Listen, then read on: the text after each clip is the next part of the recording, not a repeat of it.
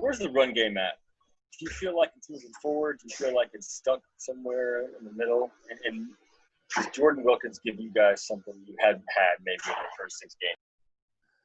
Yeah, I'm excited with the way it didn't start off. I was telling the offense this today. It didn't start off exactly the way we wanted it to go yesterday in the run game, but it got going. It really did get going yesterday. That's a good defensive front that they have, right? And they've always done. Coach Patricia and then places he's been have done a good job stopping the run. And so I was really pleased with getting ourselves to 120 yards of rushing. I mean, I thought that was a good feat to have against that team. And I felt like going into that game we were close on a lot of things. So I really feel like we took a step in the run game the other day, or on yesterday, and I really feel good in the direction it's going. And Jordan did a great job when he got in and got his opportunity, just like Jordan Wilkins has done for the 3 years that I've been here and the 3 years that he's been here. I feel like he always takes advantage of his opportunity. So excited about what he did yesterday and what he was able to do, and just look forward to continuing to grow in that area in the run game. Do you ever find yourself asking yourself the question, why hasn't Jordan Wilkins gotten more opportunities? Yeah. I think whenever a guy takes advantage of his opportunities the way that Jordan has, I think that's natural that we always are going to ask that question. And so, Jordan's done nothing but earn more opportunities, and he'll continue to get more opportunities. So I think that's fair, and I think I for sure always ask that. We say that a lot. Get this guy involved. He can really do things when he's in the football game. George Bremer. Sticking with the run theme, and the raw numbers are what they are, and obviously people are going to look at that first. But how much do you take away from being able to run the ball situationally there in the fourth quarter when you really needed to and milk the clock? Oh man, one thing I said to the offense this morning when we watched the tape together and before we started, I said, we looked at our third down percentage, we looked at our red zone percentage, we looked at our situational football. We looked again that we scored on a 2-minute drive at the end of the half. But the one stat that always gets me most excited is that when we can end the game with the ball in our hands in a 4-minute drive. That means you've played a good game. That means you've played a game where you're in a position to win at the end, and you keep the ball in your hands and don't make the defense go back out in the field. I think you really impose your will on a defense when you do that. And I think and I just that one always gets me excited, and that 4-minute offense and finishing with the ball in our hands. So super pleased with that. There's been a couple, the Chicago one, and then the one we've been in 4-minute a couple times now, and the Chicago one really sticks out in my mind, and that one from yesterday will stick out in my mind, the 2 first downs that we picked up to keep our defense off the field. Mike Chappell.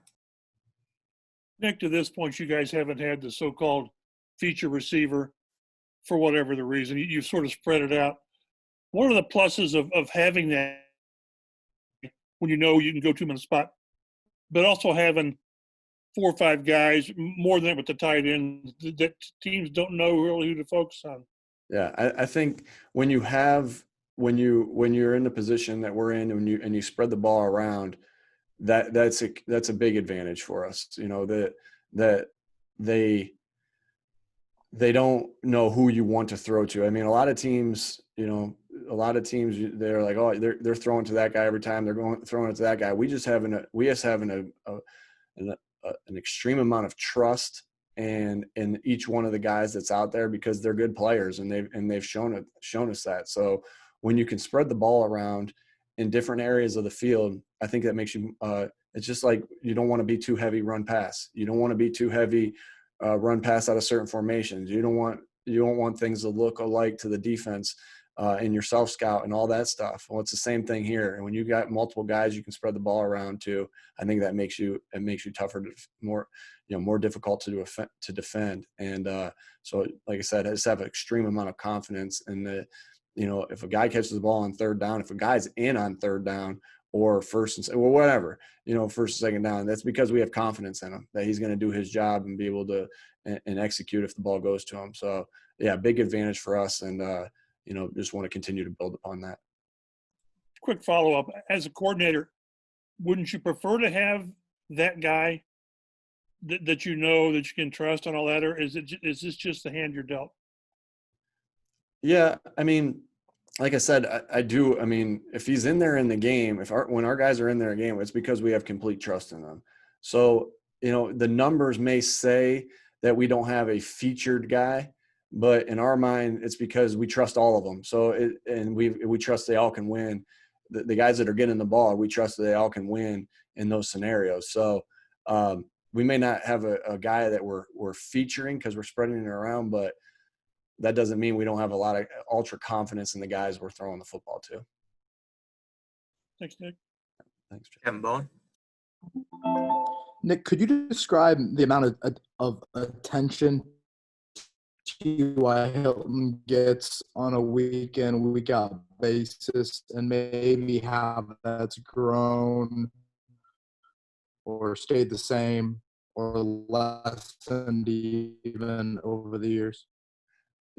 I'm sorry, Jim, did you ask about Naheem? It was about T.Y. Hilton, the attention that he gets. Okay, I got you. Did you pick that up, Christian? It was breaking on and off for me. Yeah, I was breaking on Sorry, mine. Nick, can you hear me better now? Yeah, I'm better now. So you say that one more time. I'm sorry. Okay.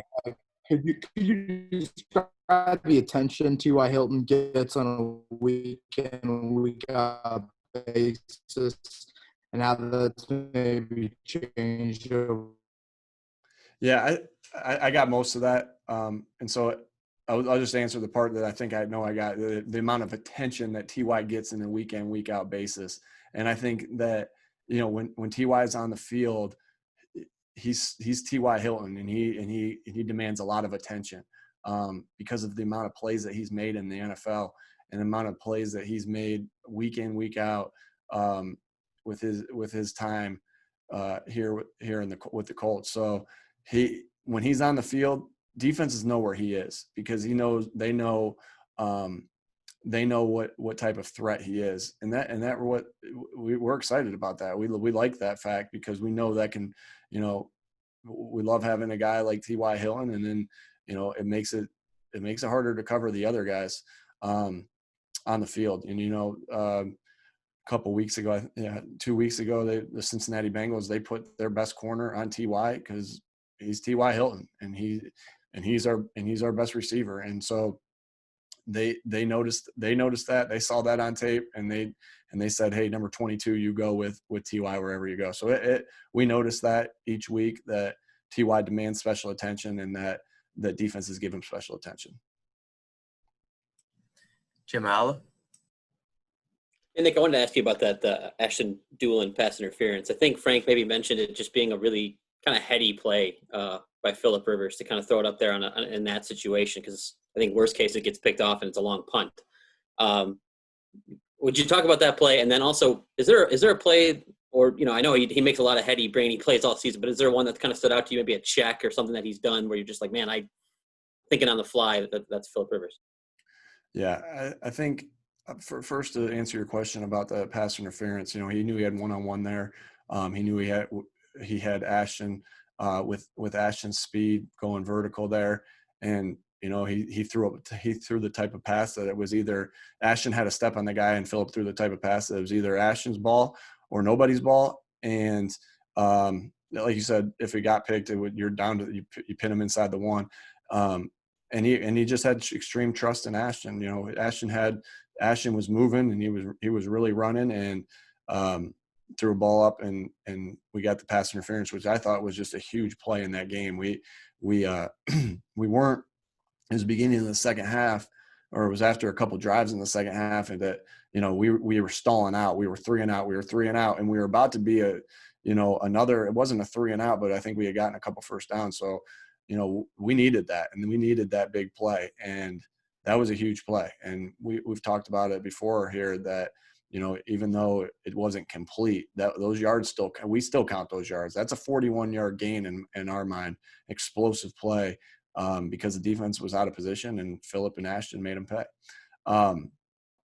So huge play and huge by Phillip to recognize that and give Ashton a chance.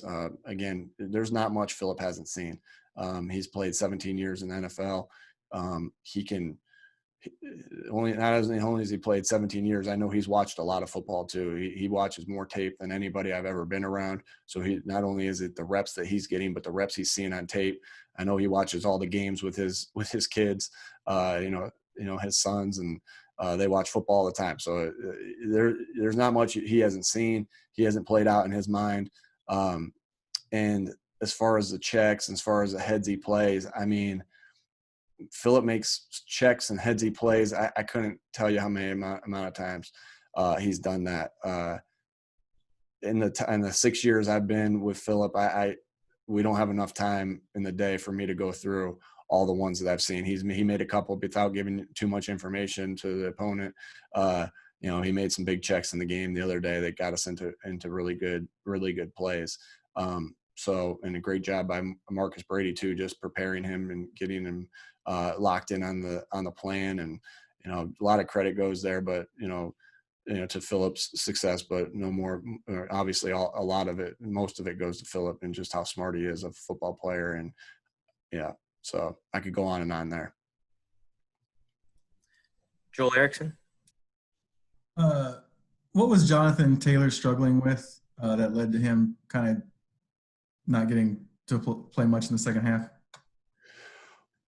Well, it wasn't anything that he was struggling with in my mind. It was that when Jordan went in and had some opportunities to go and get some carries, he really excelled at it. And that just goes back to in my mind, that goes right back to what we talked about with the receivers a couple minutes ago, that we have extreme confidence in the guys in that backfield. We have extreme confidence in Jonathan Taylor. We have extreme confidence in Jordan Wilkins. We have extreme confidence in Nyheim Hines.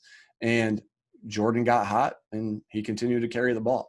And that's just the way the game took us. And so, again, total confidence in Jonathan Taylor. It's just the way the game went the other night. We'll do a couple more. Larry Overton. Nick, with Trey Burton, you knew the type of athlete that you were getting, but what have you learned about him in the time that you've now been working together, working with him? And how fun is it to game plan with a guy who's as unique as he is in terms of the different ways you can utilize him? Yeah, I think one of the best compliments you can say to a guy is, man, you're just a good football player. You don't know how to explain it. You're just a good football player. And Trey is just a good football player. He's going to make plays when he has opportunity to make plays. And so we're just looking for ways, like all our playmakers, we're just looking for ways to get him the football. And he can do it in a lot of different ways. He can do it in a lot of variety of ways. So we're excited. We're excited, obviously, to have Trey on this football team and look for ways for him to make plays each week. And it just continues to grow. Our confidence in him just continues to grow with him through each practice that we have and through each game that we have. So we'll just continue to use Trey the way we see fit for that week, because he's a great playmaker and he takes advantage of his opportunities that he gets. And last question, George Bremer. At least on the TV copy, it looked like Phillip's ball placement was really exceptional on Sunday. I know a couple plays come to mind. One pass to Zach Pascal and the second touchdown to Nyheim Hines. Just wondering what you saw on film and whether that was one of his better games in that respect. What makes Phillip great in my mind, George, is that one of the things that makes Phillip great in my mind is that he's extremely accurate. Extremely accurate. So I just don't. That's not that I take it for granted. It's just that's who he is. That's that's what he does. He puts the ball where only his guy can get it, and the defense can be in a great spot, but Phillip puts it right where they can't get it. And there's no doubt the vertical route that he threw to Nyheim for the touchdown. I don't think a lot of guys in the NFL can make that throw. There's not a lot of guys in the NFL that make that throw, and he made it look easy. And that's what great players do. The ball I think you're talking about is the vertical route he threw to Zach on the on the sideline when Zach was in the slot. That's not a coverage that we typically throw that ball into. And that ball has to be perfect versus that coverage if we're going to do that. And he did. He made it work, and he made it work perfectly. I mean, that DB was in a great spot, and Zach ran a great route, freed himself up just a little bit, and that's all it took. So, and then I think about that Cincinnati game, and he threw that back shoulder ball to Zach for the touchdown. And I mean, the ball and some of the routes that he's thrown to Mo. I mean, it's just that's who he is. That's why he's great, and that's why we're so excited that he's on this football team.